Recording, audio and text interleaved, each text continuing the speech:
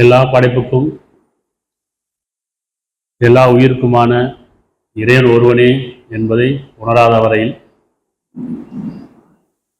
கடவுளும் இல்லை, இறைவனும் இல்லை. படைப்பின் ஆக்கமும் நோக்கமும்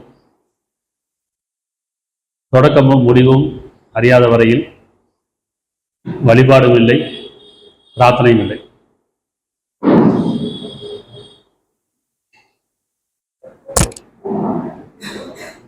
இறைவன் மனிதர்களை படைப்பு நோக்கம் என்ன நம்ம சிந்திச்சோம் சொன்னா, நாம் எதுக்காக படைக்கப்பட்டிருக்கோம், படைப்பு நோக்கம் என்ன, படைத்தவன் யார், எப்படி படைக்கப்பட்டிருக்கோம், இறந்ததுக்கு அப்புறம் நம்ம எங்க போறோம், இப்படி ஆக்கம் படைச்சது யாரு, நோக்கம் எந்த நோக்கத்தோட இறைவன் படைத்தா, வாழ்வியல்னா என்ன, அடுத்து இறப்புக்கு அப்புறம் ஒரு வாழ்க்கை இருக்கு. இதை நம்ம அறியாத வரைக்கும் நம்ம கடவுளும் கிடையாது, இறைவனும் கிடையாது, பிரார்த்தனையும் கிடையாது, வழிபாடும் கிடையாது. இப்போ படைப்பு நோக்கம் என்ன, அழகிய செயலோடு யார், உங்களில் அழகிய செயலோடு யார், அழகிய செயல்னா என்ன, மரணத்துக்கு அப்புறம் ஒரு வாழ்க்கை. இறைவன் சொன்னா உங்களை அழகிய செயலோடு படைச்சிருக்கேன், உங்களுக்கு காலம் கொடுத்துருக்கேன், நேரம் விதிக்கப்பட்டிருக்கு, ஒவ்வொரு மரணத்தை சுவாசித்தே ஆகணும், அதில் எந்த மாற்றம் இல்லை, எல்லாரும் தெரியும். எந்த மதமாக இருந்தாலும் எல்லாரும் தெரியும், ஒரு நாள் இறக்க தான் போகிறோம், இறந்ததுக்கப்புறம் வாழ்க்கை இருக்கு. அப்போ இந்த அழகிய செயல் என்ன அப்படின்னா, அழகிய செயல் என்பது புண்ணிய காரியம், தீய செயல் என்பது பாவ காரியம். இவ்வளவுதான். இந்த பாவம் புண்ணியம் அதன் அடிப்படையில் தான் கடவுள் நம்புறது. பாவம் புண்ணியம் ஒன்று இல்லைன்னு சொன்னா கடவுள் நம்பிக்கை தேவையில்லை, அப்படித்தானே? பாவம் புண்ணியம் அதை கொண்டுதான் கடவுள் நம்பிக்கை. பாவம் புண்ணியம் ஒன்று இல்லை அப்படின்னா கடவுள் நம்பிக்கை தேவையில்லை. இப்போ கடவுள் நம்பிட்டோம்னா அதை நம்பணும், பாவம் புண்ணியத்தை நம்பணும். பாவத்துக்கான கூலி இருக்கு, புண்ணியத்துக்கான கூலி இருக்கு. பாவ கர்மா புண்ணிய கர்மா.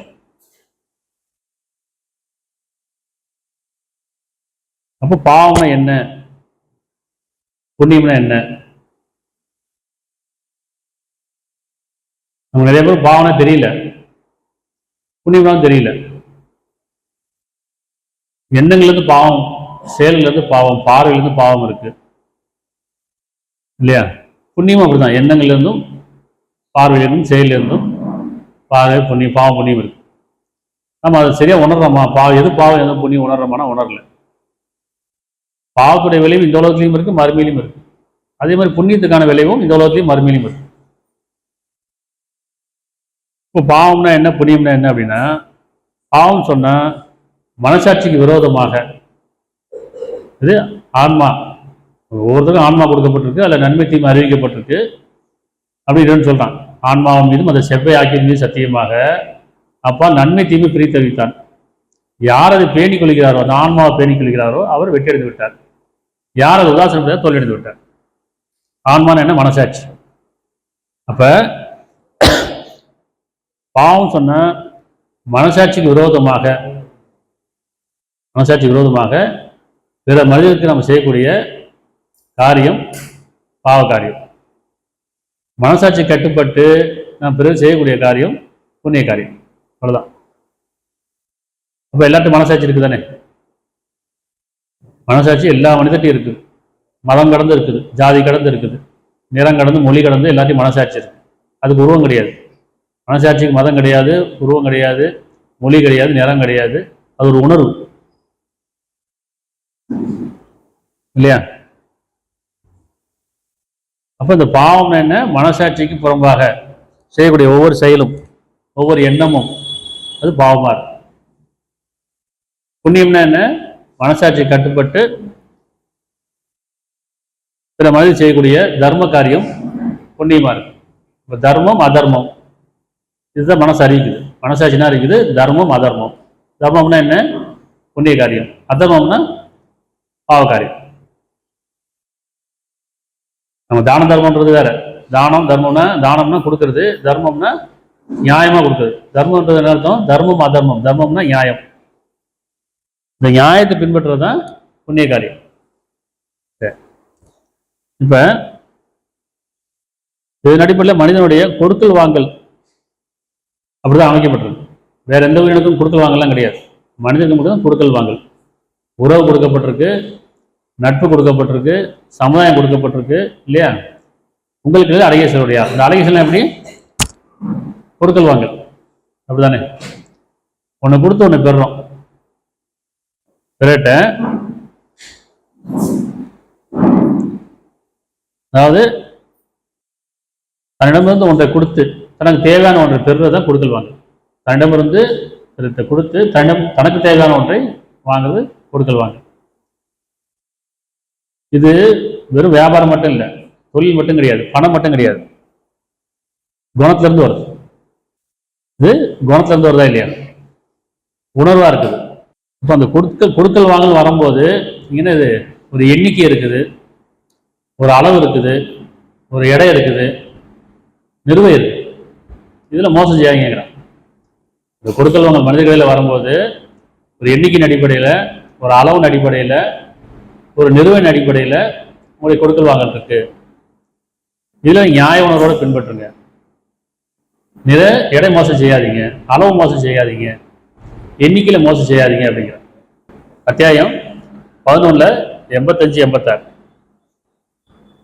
11 85 86. மேலும் சமூகத்தார்களே, அங்க தூதர் சொல்றார், சமூகத்தார்களே அளவிலும் நிறுவையிலும் நீதியை கொண்டு நீங்கள் பூர்த்தி செய்யுங்கள். அளவிலும் நிறுவையிலும் நீதியை கொண்டு நீங்கள் பூர்த்தி செய்யுங்கள். அவருடைய பொருட்களை, பிறருடைய பொருட்களை குறைத்து விடாதீர்கள். பூமியில் விஷயம் செய்து கொண்டு அலையாதீர்கள். உங்கள் கடையில நியாயத்தை மேற்கொள்ளுங்க, நீதியை மேற்கொள்ளுங்க. கொடுக்கல் வாங்கல் கடையில அளவையோ நிறுவையோ மோசம் செய்யாதீங்க. பிறருடைய பொருளை தவறான முறையில் திங்காதீங்க, சாப்பிடாதீங்கன்னு சொல்லுங்க. பூமியில் விஷமம் செய்து கொண்டு அலையாதீர்கள், குழப்பம் செய்யாதீங்க. இறைவன் நீங்க நம்புவர்களாக இருந்தால், நீங்கள் இறைவனை நம்புவர்களாக இருந்தால் அல்லாஹ் மீதப்படுத்துவது உங்களுக்கு நன்மையானதாக இருக்கும். நான் உங்களை கண்காணிப்பேன் அல்ல. தூதருடைய எச்சரிக்கை என்ன, உபதேசம் என்ன? நீங்க இறைவனை நம்புறா இருந்தீங்கன்னு சொன்னா அல்லாஹ் எதை மீதப்படுத்துறானோ, இறைவன் எதை உங்களுக்கு மீதப்படுத்தோ அது நன்மையா இருக்கும். ஆனா நீங்க இடமோசம் செஞ்சு அதிக லாபம் ஈட்டி கலப்படம் செய்து எண்ணிக்கையை குறைச்சு மீதப்படுத்த நினைக்காதீங்க. அது பாவமாகும். இப்படிதானே வியாபாரம், அப்படித்தானே வியாபாரம் வந்துன்னு சொன்ன இடம் என்ன பாருங்க, அந்த காலத்துல எப்படி இருக்கும்? ஒரு அளவு வச்சிருந்தாங்க, ஒரு படி அளவு வச்சிருந்தாங்க. காப்படி, அரைப்படி, முக்காப்படி, ஒரு படின்னு வச்சிருந்தாங்க. அப்புறம் இன்னைக்கு எடையா மாறுச்சு. அப்போ ஒரு தராசு இருந்துச்சு, இன்னைக்கு ஒரு தராசு இருக்கு. அப்பெல்லாம் வந்து தூக்குற தராசு இருக்கும், இப்போ கம்ப்யூட்டர் தராசு ஆகி போச்சு. ஆனால் எல்லாத்தையும் கரெக்டாக இல்லை, அதுலேயும் மோசம் செய்வாங்க. சொல்லுவாங்கல்ல, இடம் மோசம் செய்யா இருப்பான்னு வாங்க. அந்த தராசை கீழே புளி வச்சு இடம் மோசம் செய்வாங்க. இப்போ கம்ப்யூட்டர் தராசுன்னா அதுலேயும் ஒரு கணக்கு வச்சு என்ன செய்வாங்க, அந்த மோசம் செய்கிறாங்க. அப்போ இதான் சொல்கிறேன், என்ன நினைக்கிறோம் அப்படின்னா, இந்த இடம் மோசம் செஞ்சு நான் நினைச்சதை மிச்சம் முடிச்சிடலாம், அதிக லாபம் ஈட்டலாம் அப்படின்னு நினைக்கிறோம் இல்லையா? இறைவன் சொன்ன அப்படி இல்லை. உங்கள் இறைவன் நம்புவர்களாக இருந்தால், நீங்கள் உங்கள் இறைவனை நம்புவராக இருந்தால் அல்லாஹ் மீதப்படுத்துறது உங்களுக்கு நன்மையுடையதாக இருக்கும். அவன் எதை மீதப்படுத்துறான்னு சொன்னால் நன்மை. நீங்கள் செய்கிற நீதியை கொண்டும் நியாயத்தை கொண்டு வாழும் போது அதில் மீதப்படுறது நன்மை. அந்த நன்மை உங்களுக்கு நன்மையாக இருக்கும், உங்களுடைய பொருள் உங்களுக்கு நன்மையாக இருக்காது. அதனால் உங்கள் இறைவன் கண்காணிப்பனா இருக்கான்னு சொல்கிறான். அத்தியாயம் 17:35. ஏன்னா பொதுவாக நீங்கள் என்ன பார்த்தீங்கன்னா, நீங்கள் கொடுக்கல் வாங்கல் எல்லாமே ஒரு அளவு இருக்குது, ஒரு இடம் இருக்குது, ஒரு எண்ணிக்கை இருக்குது. அதில் நம்ம எப்படி மோசம் செய்கிறோம் அப்படிங்கிறது பார்க்கணும். இது வந்து வெறும் பொருளாதாரத்துக்கு மட்டும் இல்லை, வியாபாரத்துக்கு மட்டும் இல்லை, தொழில் மட்டும் இல்லை, உறவு கடையிலையும் சரி. உறவு கடையில், குடும்பத்தில், உறவு கடையில், நட்பு கடையில், சமுதாயத்தில் நம்ம எங்கே வந்து இடம் மோசம் செய்கிறோம் அப்படின்னா, வாக்குறுதியில், குணங்களில், நேர்மையில். ஒன்று கொடுத்தா ஒன்று வாங்கணும் அப்படி செய்யணும். நம்ம அன்பை கொடுத்து அன்பை வாங்கணும், மரியாதை கொடுத்து மரியாதை வாங்கணும், உண்மையை கொடுத்து உண்மையை வாங்கணும். ஆனால் நம்ம என்ன செய்யணும், நம்ம கொடுக்குறது இல்லை, நாம் அவங்கள்ட்ட மரியாதை கொடுக்கறதில்ல, ஆனால் மரியாதை விரும்புகிறோம், மரியாதை அவங்கள்ட்ட வேணும்னு நினைக்கிறோம். அதே மாதிரி அன்பு நம்ம கொடுக்கறதில்ல, அன்பு வேணும்னு நினைக்கிறோம். நியாயம் நம்ம பின்பற்றதில்லை, ஆனால் அவங்கள்ட்ட நியாயத்தை எதிர்பார்க்குறோம். இப்படி குடும்பத்துலேயும் சரி, கணவன் மனைவி கடையிலையும் சரி, பெற்றோர் பிள்ளை கடையிலையும் சரி, சகோதர கடையிலையும் சரி, உறவு கடையும் நட்பு கடையும் இதான் நடக்குது. அப்போ நியாயம் இல்லாமல் நினைச்சுவாங்க, நியாயமாக இல்லையேப்பா, நீ பேசுகிற மாதிரி இல்லையே, நீ நடந்துக்கிட்ட மாதிரி இல்லைன்னு சொல்கிறாங்களா இல்லையா? அப்போ அந்த இடத்துல நியாயம் அப்படிங்கிறது எங்கே வருது? அளவு கிடையாது, அங்கே மனசாட்சி. நமக்கு எல்லாத்தையும் ஒரு தராசு இருக்குது அப்படின்னு சொன்னால் அது மனசாட்சி தான் சரியான தராசு. அதில் வர மீறாதீங்கன்னு சொல்கிறான். வெளிப்படையாக பார்க்கும்போது பொருள் அடிப்படையில் இந்த மாதிரி தராசு வரும். எப்படி வியாபாரம் தொழில் அப்படின்னு வரும்போது அந்த இடத்துல நீங்கள் கொடுக்கல் வாங்க இருக்கும்போது நீங்கள் எடையை சரியாக நிறுவீங்க அப்படின்னு. 17:35 நீங்கள் அளந்தால் அளவை பூர்த்தியாக அளவுங்கள், இன்னும் நியாயத்தை கொண்டு அளவிடுங்கள். இங்கே நியாயம் எது? தராசு இருக்கு, அது அளவுக்கானது. நியாயம் எங்க இருக்கு அப்படின்னா மனசாட்சி. நல்லா தெரியும், இந்த மனசாட்சிக்கு தெரியும் நான் சரியா இடம் போடுறானா, நான் சரியா அளந்து கொடுக்குறானா. இப்போ பால் இருக்கு, கரெக்டாக 1 லிட்டர் அளந்துருவாங்க, நம்ம கண்மணி பாத்திரம் 1 லிட்டர் தான் அளந்துருக்காங்கன்னு தெரியும். ஆனால் அதில் பாலை குறைச்சி தண்ணி கலந்துருப்பாங்கல்ல, அது எடை மோசம் செய்யறது தானே, அளவு மோசம் செய்யறது தானே. எடை சரியா போட்டிருப்பாங்க, ஆனால் லாபம் அதிகமாக வச்சிருப்பாங்க. தராசில் இடம் போட்டு கொடுத்தாச்சு, ஆனால் அதோடைய லாபம் எப்படி இருக்கு? அதிகமாக இருக்குன்னா அது இடம் மோசம் செய்யறது தான். அதே மாதிரி கலப்படம் பண்ணிட்டோம் வச்சுக்கலாம், அது இடம் மோசம் செய்யறது தான். ஆனால் கண்ணுக்கு என்ன தெரியுது? சரியா இடம் போட்டு கொடுத்துட்டா இருப்பா, நான் பார்த்தேன் தராசு கரெக்டாக தான் இருக்குது. அப்போ நான் பார்க்கும்போது என் பார்வைக்கு இடம் சரியா இருக்குது, ஆனால் லாபம் அதிகமாக இருக்கு நமக்கு தெரியாது, அது மோசம் பண்ணுறது. பாலில் தண்ணி கலந்துருக்காங்க, அது இடம் மோசம் பண்ணி நமக்கு தெரியல, அது இறைவன் பார்த்துட்டு இருக்கிறான். இப்படி நாம் செய்யக்கூடிய மனிதனுக்கு காட்டக்கூடிய மாயத்தில் என்ன காட்டுறோம்? அளவு சரியாக நிறுத்திட்டேன், இடம் சரியாக வச்சுருக்கிறேன், உங்களுக்கு எண்ணிக்கையில் சரியாக கொடுத்துட்டேன் அப்படின்னு நம்ம மற்றவங்களுக்கு காட்டுறோம். ஆனால் அதுக்குள்ளே நம்முடைய சூழ்ச்சி என்ன இருக்குது? இடம் மோசம் செஞ்சுருக்கோம், அதில் தண்ணி கலந்துருக்கோம், அல்லது அதிகம் லாபம் இருக்கோம், அல்லது கலப்படம் பண்ணியிருக்கிறோம். அப்படிங்கும்போது நம்ம அது பொருளுக்கான அந்த பணத்துக்கான பொருளை கொடுக்கல அப்படின்னாலே அது இடம் மோசம் செய்யறதான். அது இறைவன் அறிஞ்சவனா இருக்கான். 17:35 நீங்கள் அளந்தால் அளவை பூர்த்தியாக அளவுங்கள், இன்னும் நியாயத்தை கொண்டு அளவிடுதுன்னு சொல்றான். நியாயம் அப்படிங்கிறது மனசாட்சியில் மட்டும்தான் இருக்கு, எதை கொண்டு நியாயம் சொல்ல முடியாது. அவரும் ஒரு நியாயம் இருக்கும், ஒவ்வொருத்தருக்கும் ஒரு நியாயம் இருக்கும் இல்லையா? அப்ப சொன்னேன், நியாயத்தை கொண்டு அளவிடுங்கள், இதுவே நன்முடையதாக இருக்கும், முடிவில் அழகானதாக இருக்கும். முடிவில் அழகானதாக, உங்களுடைய முடிவு என்ன சொன்னோம்? நீங்க எதை செய்றீங்களோ அதுக்கானது கூலி அழகானதாக இருக்கும். அப்போ ஒவ்வொருத்தரையும் செய்யணும், மனசாட்சின்றதை நம்ம தராசா வச்சுக்கணும். ஒவ்வொருத்தையும் தராசு இருக்கு. 83 1 6 வரைக்கும் அளவு மோசம் செய்வர்களுக்கு கேடுதான். நம்ம ஏற்கனவே போன கிளாஸ்ல பார்த்தோம், குறை சொல்லி புறஞ்சொல்லி சரி ஒவ்வொருவரும் கேடுதான் போன கிளாஸ்ல பார்த்தோம். இப்ப பாருங்க, அளவு மோசம் செய்வர்களுக்கு கேடுதான், இவன் சபிக்கிறான். அவர்கள் மனிதரிடம் அளந்து வாங்கும் போது நிறைவாக அளந்து வாங்குகிறார்கள். அளவு மோசம் செய்வதற்கு கேடுதான் சொல்லிட்டான். அவர்கள் மனிதரிடம் அளந்து வாங்கும் போது நிறைவாக அளந்து வாங்குகிறார்கள், ஆனால் அவர்கள் அளந்தோ நிறுத்தோ கொடுக்கும் போது குறைத்து விடுகிறார்கள். என்ன புரியுது? இப்ப உதாரணத்துக்குல ஒரு மார்க்கெட்டுக்கு போறோம், கத்திரிக்காய் வாங்குறோம், அல்லது மீன் வாங்குறோம், ஒரு காய்கறியோ ஒரு பழமோ வாங்குறோம். அவங்க ஒரு ரேட் சொல்லுவாங்க, என்ன சொல்லுவோம்? பேரம் பேசுவோம். சொன்ன ரேட்டோட பேரம் பேசி அவங்களை குறைச்சிடுவோம். ஆனால் அவங்க இடம் போடும்போது கரெக்டாக இடம் போட்டாலும் இன்னும் 2 கத்திரிக்காய் போடு, இன்னும் 2 மீனை போடு சொல்கிறோமா இல்லையா? இன்னும் கூட்டி கொடுங்கன்னு சொல்லுவோம். இப்படி எடையை கொஞ்சம் ஜாஸ்தியாக கேட்போம், ஆனால் அவங்க கொடுக்கும்போது காசை குறைச்சி கொடுக்கும். இது நியாயம் தானே? ஒன்று சொன்ன ரேட்டுக்கு வாங்கிடணும், இல்லைன்னா எடை கரெக்டாக வாங்கணும். அதே மாதிரி அவங்க நினச்சிவாங்கன்னா அவங்க போய் ஹோல்சேல் மார்க்கெட்டில் வாங்கும்போது அவங்க குறைச்சி ரேட்டு வாங்கிட்டு வருவாங்க. ஆனால் இங்கே கொடுக்கும்போது ரேட்டை ஜாஸ்தியாக லாபம் அதிகமாக வச்சு வைப்பாங்க, எடையும் குறைப்பாங்க. பெரும்பாலும் நீங்கள் இடம் மிஷின்லாம் பார்த்தீங்கன்னு சொன்னால் எங்கே நம்ம வாங்குறோமோ அந்த பொருளை போய் வெளியே போய் இடம் போட்டிங்கன்னா கம்மியாக இருக்கும். இருக்கா இல்லையா? ஒரு பழம் வாங்குறோம், ஒரு காய்கறி வாங்குறோம் அப்படின்னா எந்த பொருள் வாங்கினாலும் வாங்கின இடத்த விட்டு வேற இடத்துல போய் நம்ம இடம் போட்டு பார்த்தோம்னா குறைவாக இருக்கும். திருப்பி போய் இடம் சொல்லுவாங்க, நீங்கள் குறைச்சி கேட்டீங்க அப்படிதான் கட்டுப்படி ஆகணும்னுவாங்க. இப்போ யார் தப்பு? நம்ம குறைச்சி கேட்காம இருந்தால் அவங்க சரியாக போட்டிருப்பாங்கல்ல. சரி, இப்போ அவர்கள் மனிதரிடம் அளந்து வாங்கும் போது நிறைவாக அளந்து வாங்குகிறார்கள், ஆனால் அவர்கள் அளந்தோ நிறுத்தோ கொடுக்கும் போது குறைத்து விடுகிறார்கள். இப்படிதான் குடும்பத்திலையும் சரி, உறவுகளையும் சரி, நட்புகளையும் இப்படிதான். மரியாதை எதிர்பார்க்கிறோம், உண்மையை எதிர்பார்க்கிறோம், நியாயத்தை எதிர்பார்க்கிறோம், அவங்கள்ட்ட உரிமையை எதிர்பார்க்கிறோம். நம்ம கொடுக்குறோம்னா இல்லை. இப்படி நம்ம உரிமை கொடுக்கறதில்ல, மரியாதை கொடுக்கறதில்ல, அவங்களை கண்ணியப்படுத்துறதில்ல, அவங்களுக்கு செய்ய வேண்டிய செய்யறது இல்லை. ஆனால் அவங்களுக்கு என்ன எதிர்பார்க்குறோம்? நீ உண்மையாக இருக்கணும், நீ உணர்வாக இருக்கணும், நியாயமாக இருக்கணும், என்கிட்ட பொய் சொல்லக்கூடாது, ஏமாற்றக்கூடாது, எனக்கு மோசம் செய்யக்கூடாது நினைக்கிறேன். அதே மாதிரி நம்ம இருக்கிறோமானா இல்லை. அப்போ எதை நீங்கள் விரும்புறீங்க அதில் நீங்கள் இல்லைன்னு சொல்கிறான் இறைவன். நீங்கள் மற்றவங்கள்ட்ட விரும்புறீங்க, அது உங்கள்கிட்ட இல்லை. மற்றவங்கள்ட்ட எது நீங்கள் வெறுக்கிறீங்களோ அது உங்கள்கிட்ட இருக்குது. அவங்க பொய் சொல்லக்கூடாது, ஏமாற்றக்கூடாது, இல்லையா? சொல்கிற மாதிரி இல்லையா? ஆனால் நம்மக்கிட்ட அது ஏமாத்துவதும் பொய் சொல்லும் இருக்குது. அப்போ நீங்கள் கொடுக்கும்போது நீங்கள் சரியாக கொடுங்க, வாங்கும்போது சரியாக வாங்குங்க. பொருள் பட்டு கிடையாது, குடும்பத்திலையும் சரி, உறவு கடையிலையும் சரி, மனிதர் கடையில் அழகிய செயல். இந்த அழகிய செயல் தான் புண்ணிய காரியம். நியாயமில்லாத ஒரு செயல் அப்படின்னா அது பாவ காரியம். நிச்சயமா அவர்கள் எழுப்பப்படுவார் என்பதை கருத்தில் கொள்ளவில்லையா? நிச்சயமா நீங்க எழுப்பப்படுவீங்க, மரணத்துக்கு அப்புறம் ஒரு நாள் எழுப்பப்படுவீங்க, அது ஞாபகம் இல்லையான்னு கேட்குறான். அதான நம்பிக்கை, கடவுள் நம்பிக்கை அதானே. இறந்ததுக்கப்புறம் ஒரு வாழ்க்கை இருக்கு, அங்கே நன்மைக்கான கூலி கொடுக்கப்படும், தீமைக்கான கூலி கொடுக்கப்படும். நன்மைக்கான கூலி என்ன? சொர்க்கம், யாரும் பார்த்ததில்லை, நம்புறோம். தீமைக்கான கூலி என்ன? நரகம், அது யாரும் பார்த்ததில்லை, நம்புறோம். இது எல்லா மதத்தையும் நம்பக்கூடியது தானே. மதம் கடந்து எல்லாரும் சொர்க்க நரகத்தை நம்புறோம்.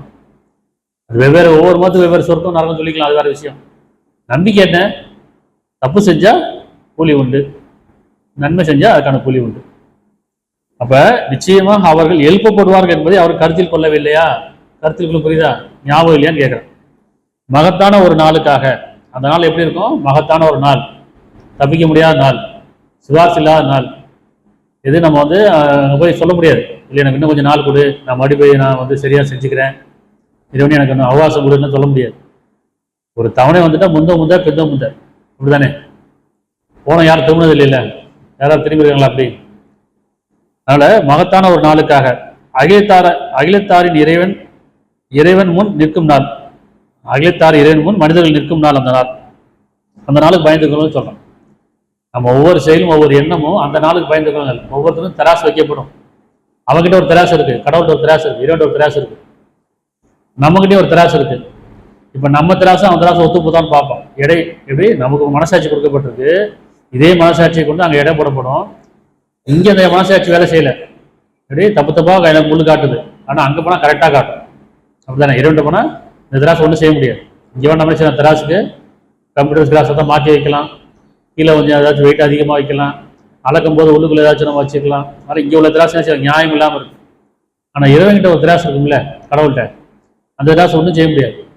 அதில் செய்யும், சத்தியத்தின் அடிப்படையில் இருக்கும். 14:31 நம்பிக்கொண்ட என் அடியாரிடம் கூறுவீராக, கொடுக்கல் வாங்கல் நட்பு இல்லாத நாள் வருவதற்கு முன்னதாக. கொடுக்கல் வாங்கல் இந்த உலகத்தில் வாழும் போதுதான். மனிதர் கடையில் கொடுக்கல் வாங்கல் எல்லாமே செய்யும். நன்மை கொண்டு தீமையை கருத்துக் கொள்ளுங்கள், நன்மை கொடுத்து நன்மையை வாங்கிக் கொள்ளுங்கள், நன்மை கொண்டு தீமையை வாங்க வேண்டாம், உண்மை கொண்டு உண்மையை வாங்கிக் கொள்ளுங்கள், உண்மை கொண்டு பொய்யை வாங்கிக்கொண்டா அல்லது பொய்யை கொண்டு உண்மையை வாங்க முடியாது. சரியா? அப்ப நம்பிக்கொண்ட என் அடியார்களிடம், இறை நம்பிக்கொண்ட என் அடியாரிடம் கூறுவீராக, கொடுக்கல் வாங்கலும் நட்பும் இல்லாத அந்த நாள் வருவதற்கு முன்னதாகவே அவர்கள் இறைவனுக்கு முற்றிலுமாக அடிபணிந்து நிற்கட்டும். அந்த நாள் வந்துருச்சுன்னா என்ன செய்ய முடியாது, தப்பிக்க முடியாது. அந்த நாள் மறைக்கப்பட்டிருக்கு. ஒவ்வொருத்தருக்கும் நாள் குறிப்பிடப்பட்டிருக்கு, நேரம் குறிப்பிடப்பட்டிருக்கு, அதை மறைத்து வைக்கப்பட்டிருக்கு. எப்போ வேணா வரலாம், பேசிட்டு இருக்கும்போதே வரலாம், தூங்கிட்டு இருக்கும்போதே வரலாம், சாப்பிட்டு இருக்கும்போது வரலாம், அல்ல இடம் மோசம் செஞ்சுட்டு இருக்கும்போது வரலாம், பொய் சொல்லிட்டு இருக்கும்போது வந்துட்டு என்ன செய்ய முடியும், புறம் பேசிட்டு இருக்கும்போது வந்துட்டா, நம்ம தவறு செஞ்சுட்டு இருக்கும்போது வந்துட்டா மாட்டிப்போமா இல்லையா? ஒரு தவறு செய்யும் போது வந்துட்டு பார்த்து என்ன செய்வாங்க, கையங்களமா பிடிச்சு சொல்லுவாங்கல்ல, அப்படி இறைவன் கையங்களமா பிடிச்சா என்ன செய்ய முடியும், பயந்து கொள்ளுன்னு சொல்றான். அவர்கள் இறைவனுக்கு முற்றிலுமாக அடிபணிந்து நிற்கட்டும், நாம் அவருக்கு அடித்தவற்று ரகசியமாகவும் பகிரங்கமாகவும் உதவி கொள்ளட்டும். மனிதர் கடையில் நன்மையை நீங்க மறைவாகவும் வெளிப்படையாகவும் உதவி செஞ்சு கொள்ளுங்க. எப்படி உதவி செய்யறது? மனிதர்கள் எப்படி உதவி செய்யணும் அப்படின்னு சொன்னா, நியாயமா அவங்கள்ட்ட நியாயமான நல்ல பொருளை கொடுத்து நியாயமான விலை வாங்குறது, இடம் மோசம் செய்யாமல் இருக்கிறது, அப்படிங்கிறது அது உதவி செய்யறதா. இறைவனுக்கு உதவி செய்யறது, மனிதனுக்கு உதவி செய்யறது. இறைவன் சொல்ல உங்களுக்குள்ள உதவி செய்யுங்கன்னு சொல்லலாம். உபகாரம் பண்ணிக்காதீங்க, உபத்திரம் பண்ணாதீங்க, உபகாரம் பண்ணு. எப்படி? மனசாட்சியை கொண்டு உங்களுடைய செயல் ஒவ்வொன்றும் இருக்கட்டுங்கிறான். இடம் மோசம், மனசாட்சி தான் எடை. இந்த இடையெல்லாம் போய், நம்ம கையில் வச்சிருக்க இடையெல்லாம் போய், நம்ம அளக்கிற அளவெல்லாம் போய், நம்ம எட்டுதெல்லாம் போய், இங்க மனசாட்சி ஒன்று இருக்குல்ல, அது சரியான இடையாது. அது ஒருத்தருக்கு ஒரு மாதிரி இருக்காது, எல்லாத்துக்கும் ஒரே மாதிரி தான் இருக்கும், இல்லையா? 24:37 மனிதர்களை அல்லாவை தியானிப்பதை விட்டும் இறைவனின் கட்டளைக்கு அடிபணிதலை விட்டும் உள்ள தூய்மைக்காக கொடுப்பதை விட்டும் அவருடைய வாணிபமோ கொடுக்கல் வாங்கலோ பாரமாக்காது. இப்படி உங்களுடைய கொடுக்கல் வாங்கலும் வாணிபம் வியாபாரமும் இறைவனை மறந்துருக்க வேண்டாம்னு சொல்றான். எப்பவுமே இறைவன் நம்ம மனசுல வச்சுட்டே இருங்க. உள்ளட்சம் இருக்கட்டும், மனசாட்சி இருக்கட்டும், நியாய உணர்வு இருக்கட்டும். என்ன சொல்றான்? மனிதர்களை அல்லாவை தியானிப்பதை விட்டோம், அதாவது என்ன செய்யணும், கடவுளை தியானிப்பதை விட்டோம். அவனை மறந்துடக்கூடாதுங்கிறான். தியானம்னா என்ன? தஸ்பீஹ் ஓட்டிகிட்டே இருக்க கிடையாது இல்லையா, எண்ணிக்கை இருக்கிறதே கிடையாது. அவனை மறக்காம இருக்குது. எந்த நேரமும் அவனை மறக்கக்கூடாது. தொழிலுக்கு போனாலும், வியாபாரத்துக்கு போனாலும், வீட்டில் இருந்தாலும், வேற எங்கே போனாலும், என்ன செஞ்சாலும் சரி, இறைவன் என்னை பார்த்துக்கிட்டே இருக்கிறான். நான் அவனுக்கு எதையும் மறைக்க முடியாது, அவனுக்கு எதுவும் ஒழிக்க முடியாது, அவனை அறியாமல் நான் எதையும் செய்ய முடியாது அப்படிங்கிற அந்த தியானத்தை இருக்கீங்கிறான். அதான் தியானம். தியானம்னா என்ன? இறைவன் என்னை பார்த்துக்கிட்டே இருக்காங்கிற தியானம். அப்ப அல்லாவை தியானிப்பதை விட்டும் இறைவனின் கட்டளை அடிப்படையோடு. இறைவனுடைய கட்டளை என்ன? இடம் மோசம் செய்யக்கூடாது, நியாய உணர்வு நீக்கக்கூடாது, நியாய உணர்வுல இருக்கணும், உள்ளத்தோடு இருக்கணும். தூய்மைக்கானதை கொடுக்க விட்டும், அப்படி உங்க மனம் தூய்மையாக கொடுப்பதை விட்டும் உங்களுடைய வாணிபமோ கொடுக்கல் வாங்கலோ பாரமாக இருக்க வேண்டாம்னு சொல்றான். உங்களுடைய வாணிபமோ கொடுக்கல் வாங்கலோ அவனை மறந்திருக்க வேண்டாம். இருதயங்களும் பார்வைகளும் கலங்கி தடுமாற்றம் அடையுமே அந்த நாளை அவர்கள் அஞ்சுவார்கள். அஞ்சு கொள்ளுங்கிறான். இருதயங்களும் உங்களுடைய பார்வைகளும் கலங்கி தடுமாற்றம் அடையுமே அந்த நாளை அஞ்சு கொள்ளுங்க, பயந்து கொள்ளுங்க. ஒவ்வொருத்தருக்கும் கூலி கொடுக்க முடிய நாள். வாரம் ஃபுல்லாக வேலை செய்வோம், மாதம் ஃபுல்லாக வேலை செய்வோம். ஆனால் என்னைக்கு சம்பளம் கொடுக்குறாங்க, என்னைக்கு கூலி என்ன செய்வோம், இன்னைக்கு கூலி கொடுக்குற சந்தோஷமா இருக்குமா இல்லையா? என்ன தோணும்? நான் செஞ்ச வேலைக்கு சரியாக கூலி கொடுக்குறாங்களா தோணுமா இல்லையா? ஒரு வாரம் கஷ்டப்பட்டிருக்கேன், ஓட்டி பார்த்துருக்கேன், அதிகப்படியாக வேலை செஞ்சுருக்கேன், இப்போ எனக்கு கூலி சரியாக கொடுக்குறாங்களான்னு தோணும். இல்லைன்னா வச்சுவாங்க, நான் கொஞ்சம் லீவ் போட்டேன், 4 நாள் லீவ் போட்டேன், 2 நாள் லீவ் போட்டேன், சரியாக வேலை செய்யலை அப்படின்னா அதுக்கான கூலி தான் கிடைக்கும். அப்படி தானே? அது நமக்கு இந்த உலகத்துக்குள்ளே தெரியும். நமக்கு கூலி வாங்கும்போது தெரியும். ஒரு வாரம் சம்பளமோ மாத சம்பளம் வாங்கும்போது நமக்கு தெரியும், நான் என்னெல்லாம் லீவ் போட்டுக்கணும், அந்த லீவ்லாம் கழிச்சு தான் கொடுப்பாங்க, தப்பு பண்ணால் அதை கழிச்சு தான் கொடுப்பாங்க இல்லையா அப்படின்னு தெரியும். இல்லை நான் சரியாக வேலை செஞ்சுருந்தா அதுக்கான கூலி கொடுப்பாங்க தெரியும். அந்த மாதிரி எதுவும் சொல்கிறேன். இருதயங்களும் பார்வைகளும் கலங்கி தடுமாட்டம் அடையுமே அந்த நாளை அவரை அஞ்சுவார்கள். யாரு? உள்ளச்சமுடையவர். அவருடைய குறுக்களோ குறுக்களோ வியாபாரமோ அவனை விட்டு தியானிக்காது, தியானிப்பதை விட்டு விலகாது. எந்த நேரமும் இருவன் 5 ஊர்ல இருப்பாங்க. இடம் எப்பவுமே இடம் கரெக்டாக இருக்கும், நியாய உணர்வு கரெக்டாக இருக்கும், உள்ளச்சம் கரெக்டாக இருக்கும்.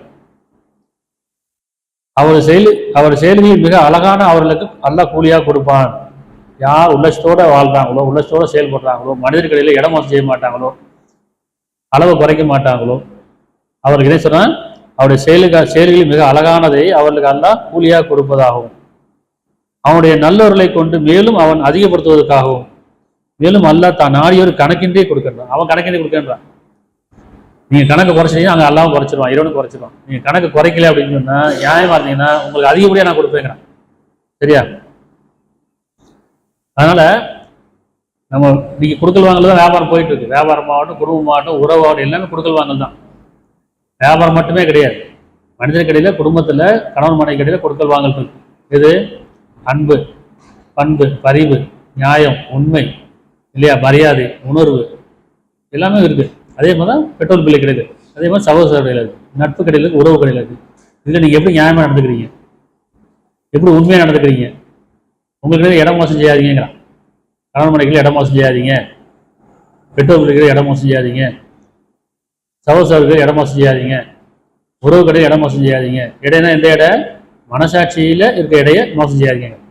உங்களுக்கு தெரியும், நியாயமா தெரியும், நான் பேச சரியா தப்பா, நான் கொடுக்குறது சரியா தப்பா, நான் செய்யறது சரியா தப்பா, தெரியுமா இல்லையா?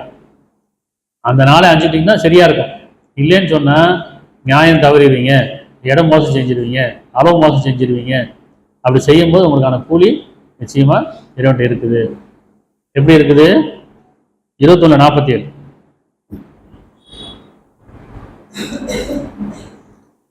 இன்னும் தீர்ப்பு நாளில் மிக துல்லியமான தராசையை நாம் வைப்போம். தீர்ப்பு நாளில் மிக துல்லியமான தராசுங்கிறான். இறைவனுடைய தராசு எப்படி தெரியும் தானே? மிக துல்லியமான தராசையை வைப்போம். எனவே எவர் ஒருவரும் சிறிது அநியாயம் செய்யப்பட மாட்டார்கள். யாருக்கும் சிறிது அநியாயம் செய்யப்பட மாட்டார். அவருக்கு என்ன செய்தாலும் அதுக்கான கூலி கொடுக்கப்படும், அது நன்மையோ தீமையோ. மேலும் ஒரு கடுகின் அளவு எடை இருப்பினும் அதனை நாம் கொண்டு வருவோம். ஒரு நன்மையோ தீமையோ ஒரு கடுகின் அளவு எடை இருப்பும் சரி. என்ன சொல்றாங்க? அது கல்பாறைகள் இருந்தாலும் சரி, வானத்தில் இருந்தாலும் சரி, அதை கொண்டு வரேங்கிறான். கடுகின் வித்து அளவு இருந்தாலும் சரி, கடுகு எந்த அளவு சின்னதோ அதோட வித்து அதோட இன்னும் சிறிது. அது ஒரு கற்பாறைகளை விழுந்தாலும் சரி, அல்லது வானத்தில் இருந்தாலும் சரி, அது இறைவன் தேடி கொண்டு வருவேங்கிறான். அவனுக்கு தெரியும். அப்ப அந்த கணக்கு கொண்டுருவான். ஒரு கடையின் அளவு எடை இருப்பினும் அதனை நாம் கொண்டு வருவோம். அவ்வாறே கணக்கெடுக்க நாமே போதுமானவர். உங்களிடம் கண்காணித்து எழுதுவது இல்லாமல் எந்த சொல்லி நீங்க பேசுவதேங்கிறான். கண்காணித்து எழுதிட்டே இருக்காங்கிறான். நம்ம பதிவு செஞ்சுக்கிட்டே இருக்கிறாங்க. நம்ம பேசுறது, நம்ம எண்றது, நம்ம செய்யறது எல்லாமே. பெரும்பாலும் இறைவன் மன்னிச்சிடலாம். நம்முடைய பாவங்கள்ல பெரும்பாலும் இறைவன் மன்னிச்சிடேங்கிறான். சிலவற்றை குற்றம் பிடிக்கிறான், திருத்தத்துக்காக வருந்ததுக்காக. நம்ம பாவத்திலேயே மூழ்கி போயிட்டு வச்சு என்ன ஆகும்? இறைவன் பிடிச்சிட்டானே ஆகும், திரும்பி மீள முடியாது. இவனுடைய வேதனை நம்ம தின்னதில்லை, சோதனை தான் நடந்துட்டு இருக்கு.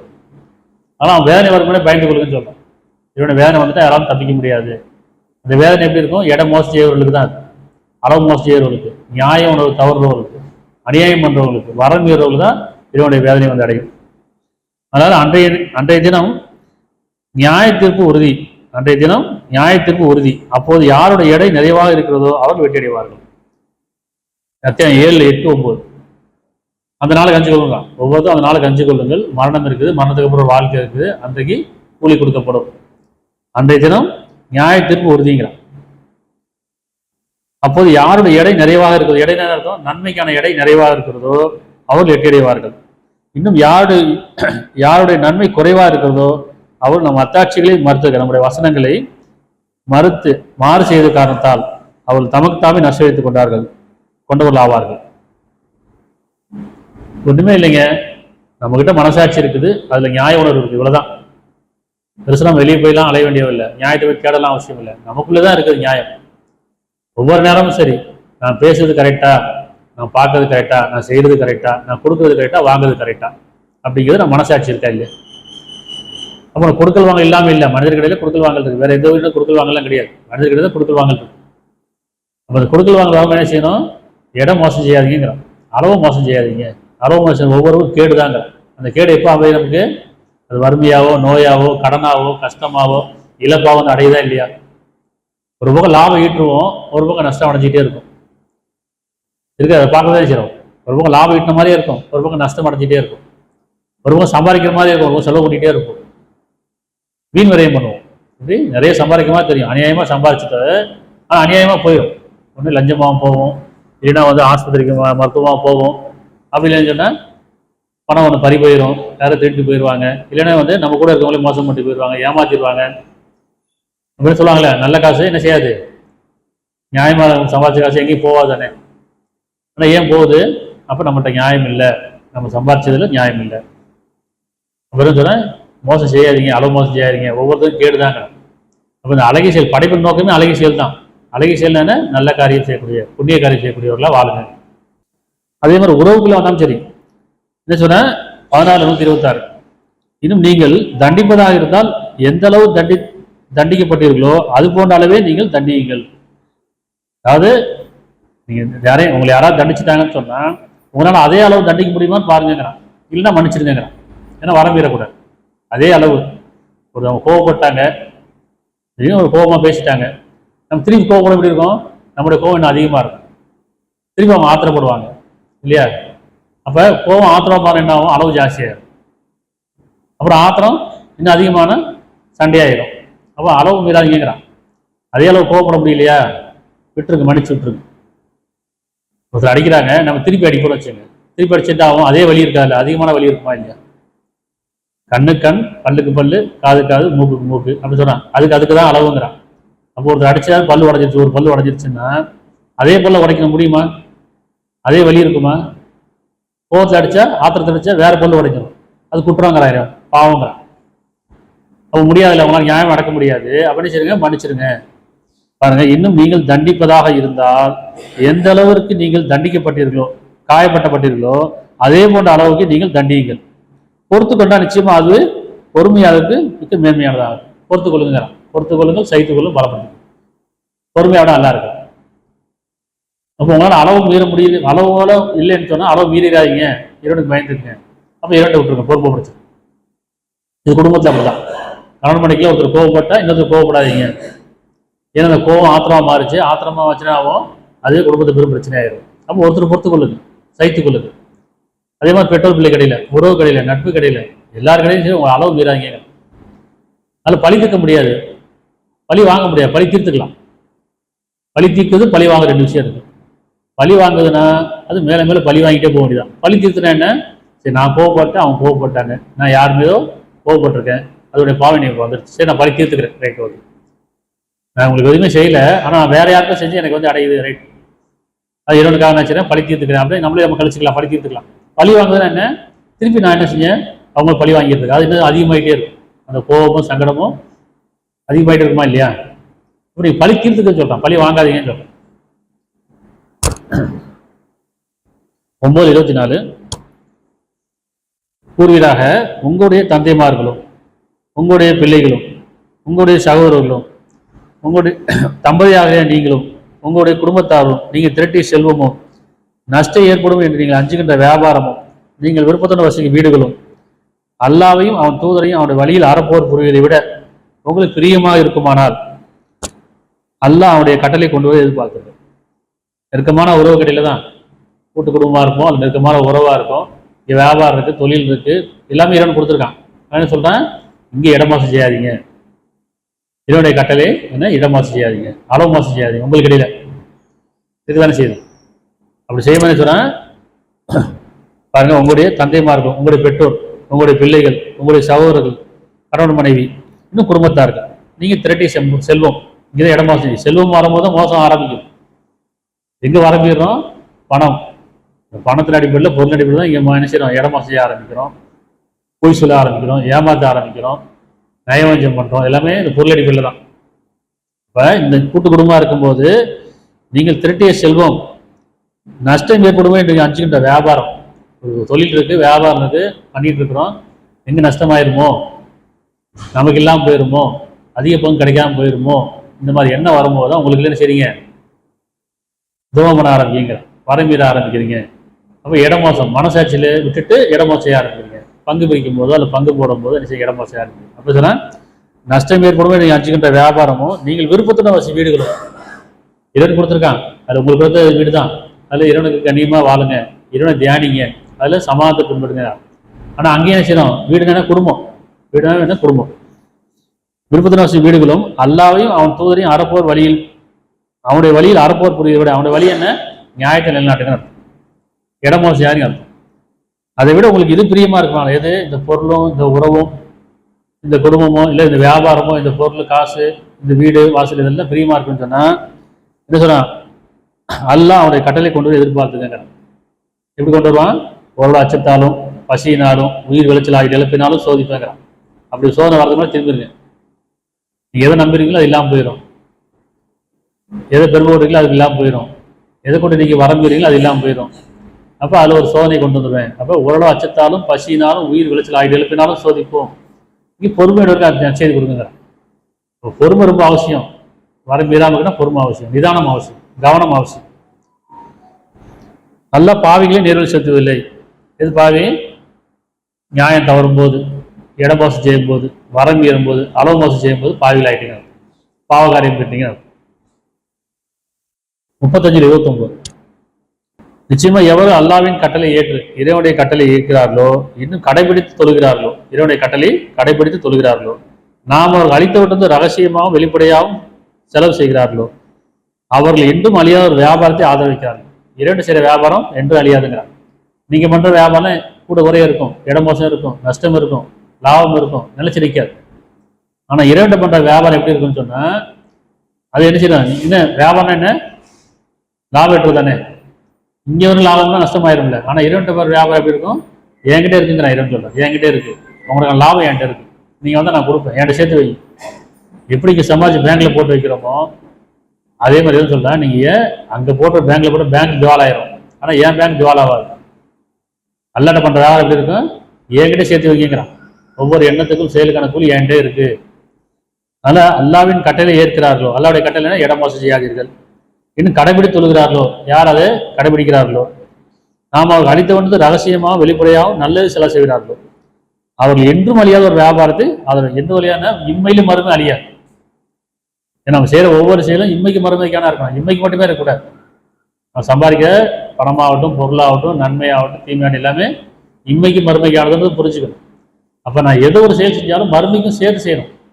இம்மையில் மட்டும் கிடைச்சா போதும், இன்னைக்கு நான் சம்பாதிச்சிட்டேன் வாழ்ந்துட்டு போகிறேன், இன்னைக்கு வீடு கட்டிட்டேன் சொத்து சேர்த்துட்டேன் இன்னைக்கு நான் வந்து பெருமையாக வாழ்ந்துட்டு போயிடுறேன் அப்படின்னா இது இல்லை வாழ்க்கை, இது அழிக்கூடிய வாழ்க்கைன்னு இது கொண்டு போக முடியாதுல்ல.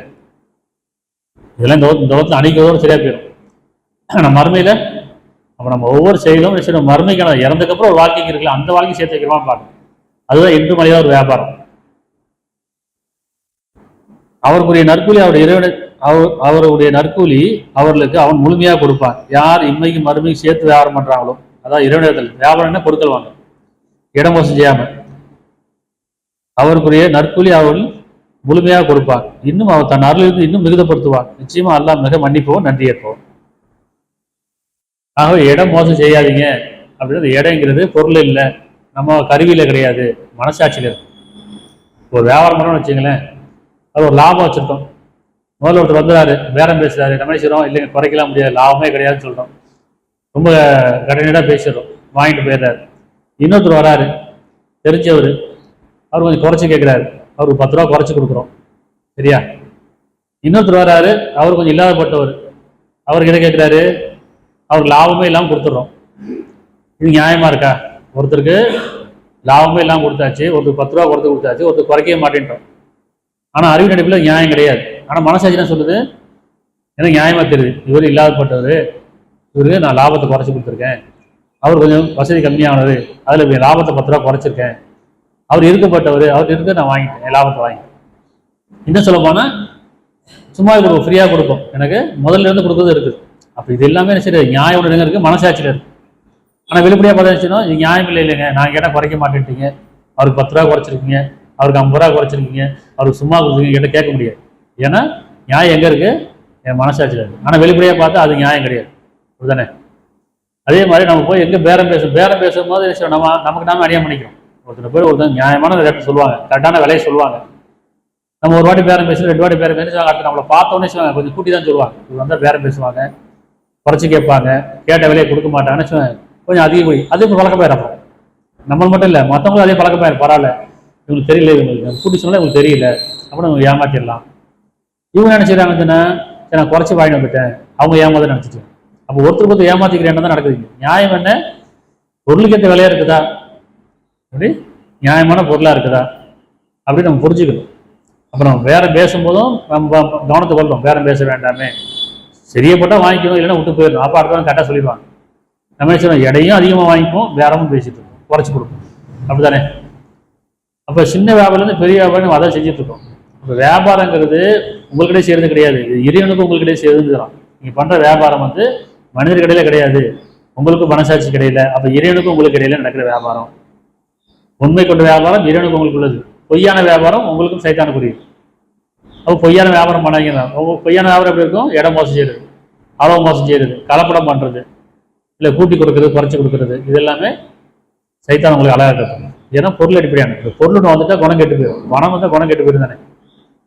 இந்த பணம் தான் முக்கியத்துவம் கொடுக்கணும். நம்ம என்ன செய்யணும், பணத்தை முக்கியத்துவம் கொடுக்கும்போது நான் லாபம் அதிகமாக சம்பாதிக்கணும்னு சொன்னால் லாபம் அதிகம் சம்பாதிக்கும் போது இடம் மோசம் செய்ய ஆரம்பிச்சோம்.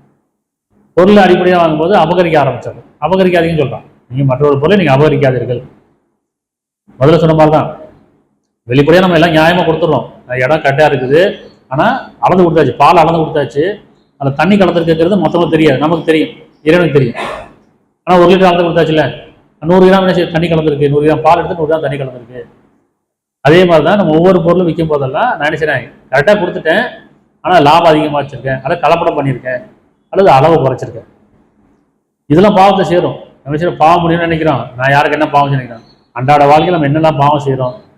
அதே மனித கடையில் ஒரு மனதை காயப்படுத்துறது, வேதனைப்படுத்துறது, அவங்கள வந்து புண்படுத்துறது, அவங்கள இன்னும் வந்து நம்ம மனசை நோக்கடிக்கிறது எல்லாமே அது பாவத்தை வரும். அப்போ நம்ம ஒவ்வொரு நாளும் செய்யணும், இடம் மோசம், உங்களோட நியாயம் உணர்வு இங்கே தான் இருக்கு. நான் உண்மையை பேசுகிறேன்னா, நன்மை தான் பேசுகிறேன்னா, நியாயமாக பேசுகிறேன்னா, குடும்பத்தை போல நியாயம் பேசணும். எப்படி நியாயம் பேசணும், கணவன் மனைவிக்கெல்லாம் நியாயமாக இருக்கிறோமா, பெற்றோர் பிள்ளைகளும் நியாயமாக இருக்கிறோமா, மாமியார் மாமனாருக்கெல்லாம் நியாயமாக இருக்கிறோமா, மருமகிட்ட நியாயமாக இருக்கிறோமா, இப்படி இன்னொரு விட்டு நியாயமாக இருக்கிறோமான்னு பார்க்கணும். அந்த நியாயம் தான் இரவு அளவு இருக்கிறேங்கிறான். நம்ம அந்த நியாயத்தில் விட்டுருவோம், பொருள் அடிப்பில் பார்ப்போம், உருவத்து அடிப்பில் பார்ப்போம். அப்படி பார்க்கும்போது நமக்கே தெரியும், மனசாட்சியாக தெரியும், நான் உண்மையாக இல்லை, நான் நியாயமாக நடந்துக்கல, நான் நியாயமாக பேசலை, நான் நல்ல விஷயம் நமக்கே தெரியுமா தெரியாதான். அப்போ இந்த மனசாட்சி அதுதான் நியாயம், அதுதான் வந்து உண்மை, அதுதான் அளவு, அதுதான் வரம்பு. அந்த வரம்பு மீறாதீங்க. சரியா? 4:36 மேலும் அல்லாவை வழிபடுங்கள், இறைவனை வழிபடுங்கள், கடவுளை வழிபடுங்கள். அவனுடைய எதனையும் இணையாக்காதீர்கள், அவனுடன் எதனையும் இணையாக்காதீர்கள். உங்களுடைய அறிவையோ பொருளையோ உறவை எதையும் இணையாக்காதீர்கள். மேலும் தாயந்தர்களுக்கும் நெருங்கிய உறவினருக்கும் அனாதைகளுக்கும் ஏழைகளுக்கும் அண்டை வீட்டுள்ள உறவினருக்கும் அருகில் உள்ள அண்டை வீட்டாருக்கும் கூட்டாளி இருப்போருக்கும் நேர்வழி இருப்போருக்கும் உங்களிடம் உள்ள உதவியாளர்களுக்கும் அன்போடு உபகாரம் செய்யுங்கள். இது நியாயமானது. அன்போடு உபகாரம் செய்யறது நியாயமானது. எப்ப தாய் தந்தையர்களுக்கு அன்போடு உபகாரம் செய்யுங்கள், நெருங்கிய உறவினருக்கு அன்போடு உபகாரம் செய்யுங்கள், அனாதைகளுக்கு அன்புடன் உபகாரம் செய்யுங்கள், ஏழைகளுக்கு அன்புடன் உபகாரம் செய்யுங்கள். அண்டை வீட்டுள்ள உறவினருக்கும் அருகில் உள்ள அண்டை வீட்டாருக்கும் அருகில் உங்களுக்கு அன்போடு உபகாரம் செய்யுங்கள். இந்த அன்போடு உபகாரம் செய்ய அர்த்தம் நியாய உணர்வோட உபகாரம் செய்யணும் அர்த்தம். நியாயம் அங்க இருக்குது, கருணை அங்க இருக்குது, இறக்கம் அங்க இருக்குது. நியாயம் இல்லைன்னா கருணை இறக்கம் இருக்காது. இருக்குமா? இருக்காதுல்ல. இப்போ நம்ம நியாயத்தை யார்கிட்ட கேட்குறோம்? நம்ம பாதிக்கப்பட மற்ற கேட்கணும். நியாயமே இல்லையா? கொஞ்சம் மனசாட்சி கேட்டு பார்த்துருமா இல்லையா? நாம செய்யும் போது அந்த நியாயம் இல்லை. மனசாட்சி விட்டுட்டோம். மனசாட்சி விட்டுட்டு மனசாட்சியை மறுத்து தான் நம்ம என்ன செய்யறோம்? ஒவ்வொரு செயலும் செஞ்சுட்டு இருக்கோம், ஒவ்வொரு பேச்சும் பேசுறோம். ஆனா நம்ம பாதிக்கப்படும் போது என்ன கேட்கிறோம்? உங்களுக்கு நியாயமே இல்லையா? அவன் நியாயமா இல்லைங்கிறோம். எது நியாயம்? அது இப்ப உங்களுடைய கூட்டாளியா இருப்போருக்கும் உதவியாளர்களுக்கும் அன்போடு உபகாரம் செய்யுங்கள். நிச்சயமா அல்லாஹ் கர்வமுடையவரையும் வீண் பெருமையுடையவரையும் இருப்பவரை நேசிப்பதில்லை. கர்வமும் வீண் பெருமையும் எப்போ வருது? நியாயம் இல்லாத போது. அதனால நியாயமில்லாத பேச்சு பேச வேண்டாம், நியாயமில்லாத செய்ய வேண்டாம், நியாயமில்லாத காரியம் பக்கம் திரும்ப வேண்டாம். உங்களுக்குள்ள ஒரு மனசாட்சி இருக்கு, அதுதான் எடை, அதுதான் திராசு. உங்களுடைய திராசு நீங்க சேவை கவனிங்கிறான். அந்த திராசுக்கு தான் கூலி கொடுக்கப்படும். இப்படி அந்த ஆன்மாவுக்கு தான் கூலி கொடுக்கப்படும், அந்த திராசு தான் கூலி கொடுக்கப்படும். அந்த திராசு எங்க இருக்கு? இறைவன்கிட்டையும் ஒன்று இருக்கு. அதான் உண்மையான திராசு. அளவு பார்ப்பான், இந்த திராசு வந்து சரியா இருக்கான்னு பார்ப்போம். அப்ப அந்த 4க்கு 5 கொள்ளுங்கிறான். அந்த 4க்கு 5 கொள்ளுங்கள். 2:48. இன்னும் ஒருவர் மற்றவருக்கும் சிறிது பயன்பட முடியாத அந்த நாளை 5 நடப்பீர்களாக. ஒருவர் யாரு? குடும்பத்திலே சரி, கணவன் மனைவி கடையில பெற்றோர் பிடிக்கல, ஒருவர் மற்றவருக்கு சிறிதும் பயன்பட முடியாது அந்த நாள். கணவன் மனைவிக்கு பயன்பட முடியாது, மனைவி கணவன் பயன்பட முடியாது, பெற்றோர் பிள்ளைக்கு பயன்பட முடியாது, பிள்ளை பெற்றோர் பயன்பட முடியாது. இது மாதிரி உறவும் சரி நட்பும் சரி யாரும் பயன்பட முடியாது. அப்ப இன்னும் ஒருவர் மற்றவருக்கு சிறிதும் பயன்பட முடியாது அந்த நாளை 5 நடப்பீர்களாக. எந்த பரிந்துரையும் ஏற்றுக்கொள்ளப்பட மாட்டாது, அவர்களுக்காக எந்த பதிலிடும் பெற்றுக்கொள்ள மாட்டாது, அன்றையும் அவர் உதவி செய்யப்பட மாட்டார்கள். அந்த நாளை 5 கொள்ளுன்னு சொல்றேன். எந்த உதவியும் இருக்காது. நீங்க செஞ்ச உங்களுக்கு தான். அவர் செய்த நன்மை அவருக்கு, அவர் செய்த தீமை அவருக்கு. நாம என்ன செஞ்சோமோ அதுக்கான கூலி நமக்கு தான். யார்கிட்ட எந்த கூலியும் வாங்க முடியாது, யாருக்கு நம்ம கூலி கொடுக்கவும் முடியாது. நம்மகிட்ட வந்து கொடுக்கல் வாங்கலாம் அப்ப இருக்காது. அதனால என்ன செய்யணும்? எல்லாம் தடைப்பட்டு போயிடும். அப்படிதானே? 2:254. நம்பிக்கொண்டவர்களே, பேரங்களும் நட்பும் உறவுகளும் பணிந்துரைகளும் இல்லாத அந்த நாள் வருவதற்கு முன்னரே. இங்கதான் பேரம் பேசிட்டு இருக்கோம் இல்லையா? அங்க போய் பேரெல்லாம் பேச முடியாது. பேரம் பேசுனா என்ன? எதையா கொடுத்து சாட்சிலாம் நினைக்கிறோம். எதையாச்சும் கொடுத்து லஞ்சம் கொடுத்தோ எதையா கொடுத்து எனக்கு கொஞ்சம் பார்த்து கொடுத்துறேன் சாதிச்சிடலாம் அப்படின்னு நினைக்கிறோம். ஆனா அங்க போய் என்ன செய்யுது? சாதிக்க முடியாது. அதனால நம்பிக்கொண்டவர்களே, பேரங்களும் நட்பும் உறவுகளும் பணித்துறையும் இல்லாத அந்த நாள் வருவதற்கு முன்னரே நாம் உங்களுக்கு அளித்து விட்டு இருந்து கொடுத்து உதவுங்கள். இன்னும் நிராகரிப்புலாம் இருக்கிறார்களே அவரை தான் அநியாயக்காரர்கள். எதை நிராகரிக்கிறது? மனசாட்சி. எல்லாரும் கடவுள் நம்பிக்கை இருக்குது, மனசாட்சி நிராகரிச்சு வாழ்ந்துட்டு இருக்கோம். கடவுள் நம்பிக்கை இல்லாத யாரும் கிடையாது, எல்லாரும் கடவுள் நம்பிக்கை இருக்கு. ஆனா மனசாட்சியை நிராகரிச்சு வாழ்ந்துட்டு இருக்கோம். கடவுள் நிராகரிக்கல. ஆமா, இப்ப கடவுள் இருக்கான், இறந்த ஒரு வாழ்க்கை இருக்கா இருக்கு, தீர்ப்பு நாள் இருக்கா இருக்கு, எல்லாமே ஒத்துக்கிறோம். ஆனா வாழும் போதே சில மனசாட்சி நிராகரிச்சுட்டு நியாய உணர்வு இழந்துட்டு தான் வாழ்ந்துட்டு. இதுக்காக தான் அச்சமுடி எச்சரிக்கை செய்யறாங்க. ஒவ்வொரு காலகட்டத்திலையும் தூதரை எடுத்து வேதத்தையும் கொடுத்து தூதரை அனுப்பி அச்சமுடி எச்சரிக்கை செய்யுங்க. காலத்தையும் சத்தியமா மனித நஷ்டத்தில் இருக்கின்றான், நியாய உணர்வு இழந்து வாழ்ந்துட்டு இருக்கான், மனசாட்சியை மறுத்து வாழ்ந்துட்டு இருக்கான், மரணத்தை வாழ்ந்துட்டு இருக்கான். அப்படி அப்ப நினைவூட்டு நல்ல சும்மா செய்யறான். வேதத்தை கொடுத்து காலத்தையும் சத்தியமா மனித நஷ்டத்தில் இருக்கிறான்னு சொல்லி அனுப்புறான். நம்ம இந்த உலக வாழ்க்கையில மூழ்கி போய் கிடக்கிறோம். இந்த உலக வாழ்க்கை தான் உண்மை நினைச்சிட்டு இருக்கோம். இறந்தா பார்த்துக்கலாம்ப்பா, செத்தா பார்த்துக்கலாம்னு சொல்றாங்களா இல்லையா? செத்த பேர் எப்படி பார்க்க முடியும்? வாழுங்காலில் தானே. நம்ம எத்தனை பேரை பார்க்குறோம், இறக்கணும் பார்க்க, திருப்பி வராங்களா? வந்தது இல்லையில. ஆனால் எதாவது கொண்டு போனாங்களா? கொண்டு போனது இல்லையில. வாழுங்காலில் நம்ம எதையும் கொண்டு போக முடியாதுன்னு நினச்சிட்டு கொடுத்ததுலேருந்து நம்ம எப்படி நியாயமாக வாழ்றோம். அப்போ இந்த நியாய உணர்வுங்கிறது தான் இங்கே சோதனையாக இருக்கு. மனசாட்சி தான் இங்கே நியாய தீர்ப்பா இருக்கு. 2:281. இன்னும் அந்த நாளே அஞ்சு கொள்ளுங்கள். அந்த நாள் தீர்ப்பு நாள், அந்த நாளே அஞ்சு கொள்ளுங்கள். அன்று நீங்கள் அனைவரும் அல்லாவிடம் மீட்கப்படுவீர்கள். பின்னர் ஒவ்வொருவரும் அவரவர் சம்பாதிக்கிற கூலி பூர்ணமாக கொடுக்கப்படுவார்கள். ஒவ்வொருவருக்கும் அவரவர் சம்பாதித்த கூலி பூர்ணமாக முழுமையாக கொடுக்கப்படும். மேலும் அழிக்கப்படுவதில் அவர்கள் அநியாயம் செய்யப்பட மாட்டார்கள். எந்த அநியாயம் உங்களுக்கு கிடையாது. இறைவன் இருக்க அநியாயம் கிடையாது. நீங்க தான் அநியாயம் பண்ணுவீங்க, நம்ம தான் அநியாயம் பண்ணுவோம். இறைவன் எந்த அநியாயம் பண்ண மாட்டான். இறைவன் இடம் மோசம் செய்ய மாட்டான். இறைவன் வரம் மீற மாட்டான். இறைவன் அளவு மோசம் செய்ய மாட்டான். கரெக்டான கூலி கொடுப்போம். நாம எதை செஞ்சோம் அதுக்கான கூலி கொடுப்போம். நன்மைக்கு கூலியும் தீமைக்கு கூலியும் அதுக்கான கூலி தான். சரியா? 3:25 அத்தியாயம் 3:25. சந்தேகமில்லா அந்த நாளில் அவர் அனைவரும் நாம் ஒன்று சேர்த்து ஒவ்வொருவருக்கும் அவர் சம்பாதத்துக்கான உரிய முழுமையாக கொடுப்போம். எப்படி இருக்கும் என்பதை அவர்கள் எப்படி இருக்கும் அவர்கள் அநியாயம் செய்யப்பட மாட்டார்கள். நீங்க அநியாயம் செய்யப்பட மாட்டீங்கிறா நினைச்சு பாருங்கிறான்.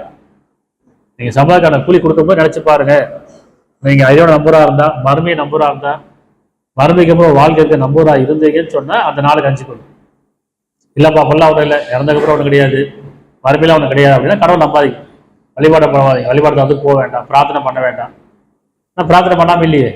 டெய்லி கோயிலுக்கு போறோம், மசூதிக்கு போறோம், சர்ச்சுக்கு போறோம், புண்ணியத்தை தேடுறோம். புண்ணியத்தை வெளியே தேடக்கூடாது. பாவம் எங்கேயோ புண்ணியம் அங்கதான். பாவம் எங்க? எண்ணங்கள்ல தானே, செயல்ல தானே. புண்ணியம் அங்கதானே இருக்கு. பாவம் மட்டும் மனசுல இருக்கு, எண்ணங்கள்ல இருக்கு, செயல்ல இருக்கு. புண்ணியம் மட்டும் வெளியே போய் தேடுறோமா இல்லையா? புண்ணிய ஸ்தலத்தை போய் தேடுறோமா இல்லையா? புண்ணியம் வேற எங்கேயுமே கிடையாது, மனசுலதான் இருக்கு. நம்முடைய எண்ணங்கள்ல தான் இருக்கு, நம்முடைய செயல்ல தான் இருக்கு. அப்ப பாவம் புண்ணியம் மனசுல இருக்கு. அந்த மனதை நீங்க தூய்மைப்படுத்திக் கொள்ளுங்கிற ஆன்மாவை தூய்மைப்படுத்திக் கொள்ளுங்கள். மனசாட்சிக்கு கட்டுப்பட்டு வாழுங்க. நியாய உணர்வு கட்டுப்பட்டு வாழுங்க. நியாய உணர்வை தவிர்த்துக் கொள்ளாதீங்க. நியாயம் தான் முக்கியம். அதனால மனிதர்களில் நியாயத்தை மேற்கொள்ளுங்கள், மனசாட்சி கட்டுப்படுங்கள், இடம் மோசம் செய்யாது.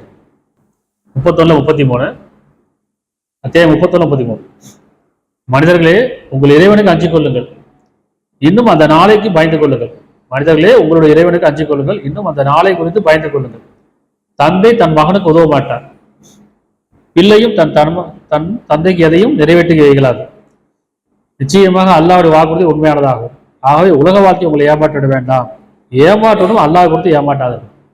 உலக வாழ்க்கை எப்ப ஏமாத்திடுறோம்? நாமளும் ஏமாறுறோம் மற்றவங்கள்ட்ட, நாமளும் மற்றவங்களை ஏமாத்துறோம், அளவு மோசம் செய்யறோம், இடம் மோசம் செய்யறோம், நியாய உணர்வை தவிர்த்துறோம் இல்லையா? மனசாட்சி கட்டுப்பட்டதில்லை. வெறும் அந்த நாளுக்கு பயந்து கொள்ளுங்கள். ஒரு உறவுகளோ நட்புகளோ உங்களை எந்த பயன் தராங்கிறான். தந்தையும் மகனுக்கு எதுவும் செய்ய முடியாது, மகனும் தந்தைக்கு எதுவும் செய்ய முடியாது. உதாரணம் சொல்றாரு. அது அல்லாஹ்வுடைய வாக்குறுதி உண்மையானதாகும்.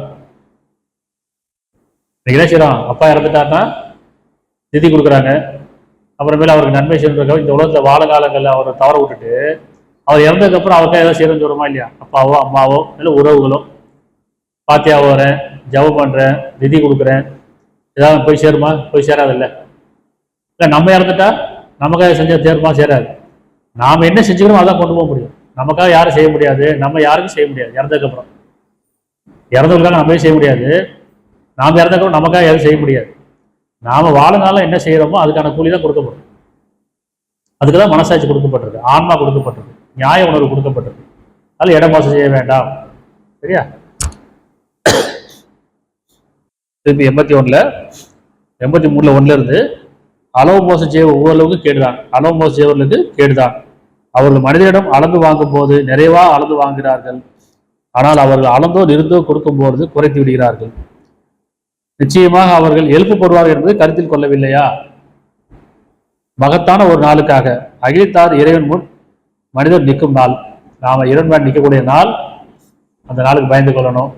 அதனால எங்கள் இறைவனே எங்களையும் குடும்பத்தாரையும் நம்பிக்கொண்ட ஆண்களையும் பெண்களையும் நியாயத்தை பின்பற்றக்கூடியவர்களாகவும் எடை மோசம் செய்யாதவர்களாகவும் அளவை குறைக்காதவர்களாகவும் எங்களையும் என் குடும்பத்தாரையும் நீ வழிநடத்துவாயாக. அந்த தீர்ப்பு நாங்கள் அஞ்சையவர்களாக, நியாயத்திற்கு மீது நம்பிக்கொண்டவர்களாக எங்களை வாழ வைப்பாயாக. எங்கள் இறைவனே எந்த தீர்ப்பு நீ வழங்குகிறாயோ அந்த தீர்ப்பு எங்கள் நன்மையானதாகவும் மேன்மையானதாக இருக்கட்டும். உடைய தீர்ப்பு நாங்கள் அஞ்சுகிறோம், தீர்ப்பு கட்டுப்படுறோம். நல்ல தீர்ப்பு மீது எங்களை வாழ வை இறைவனே. நடக்கும் எல்லா புகழும் இறைவனுக்கே வருகிறது.